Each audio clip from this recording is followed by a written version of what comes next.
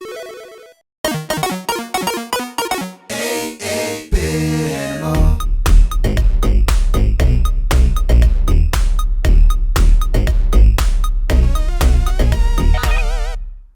you doing, good people? This is the 8-Bit Animal.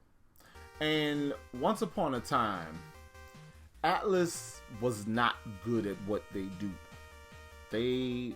They developed some pretty noteworthy bad games on the NES.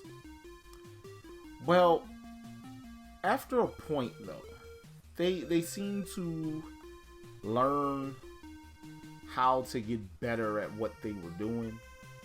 And they got it together. They were able to right the ship. And boy, oh boy,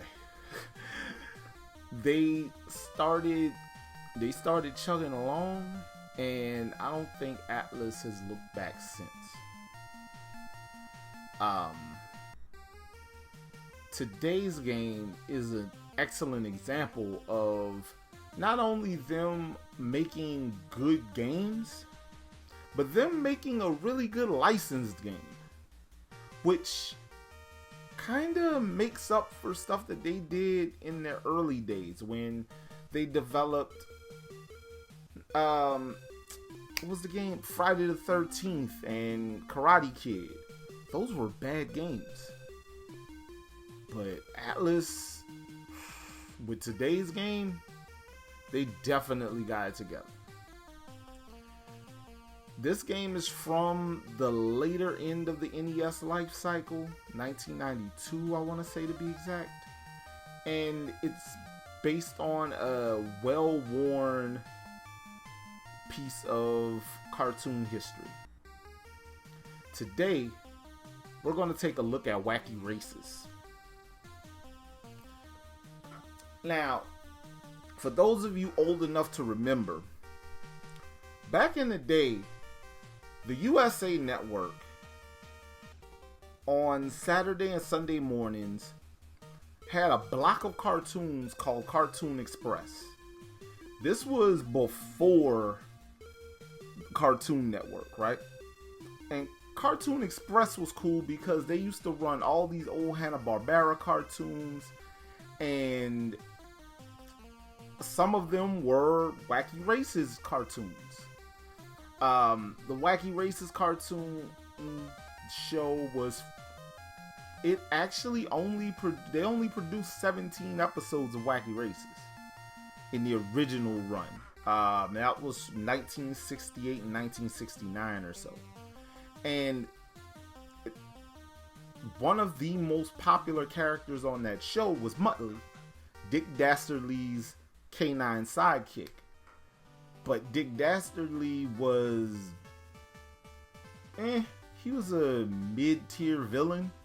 Muttley was the star, which is why Muttley is the character you control in Wacky Races. You basically, there are like 10 stages. 3 or 4. 10 stages. At the end of each stage, you fight a boss. The bosses are themed after other characters in Wacky Races. When Muttley starts out, he can only bite. You gain the ability to throw bombs after a while. Muttley can glide. Stuff like that. You gain powers. It's a really fun little platformer. It looks great because a lot of games in 1992 and late life NES, a lot of these developers kind of phoned it in, and the games looked like they phoned it in. But for whatever reason, this looks like one of the better Mario 3 clones we got, you know? Music is fun. The gameplay is fun. The character sprites and all that are really charming. They look like who they're supposed to be on television. It's just a really good video game. Now,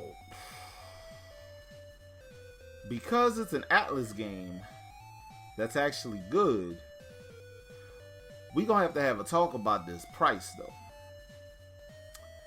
Because if you're interested in getting yourself a copy of Wacky Races on the NES, be prepared to pay well over $400.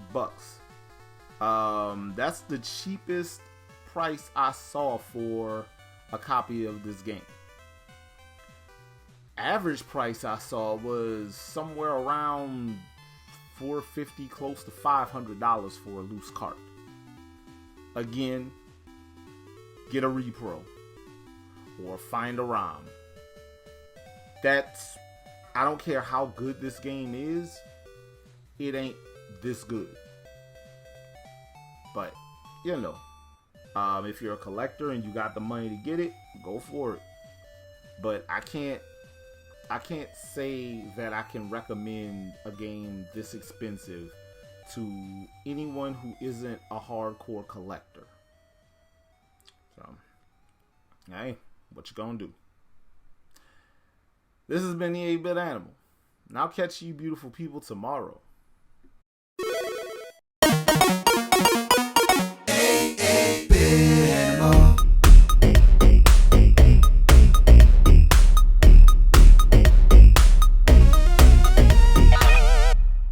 Tomorrow. Okay, let me get this straight. Roger Rabbit, Mickey Mouse, and Bugs Bunny have all been in this series, but none of them are in this game. I'm confused.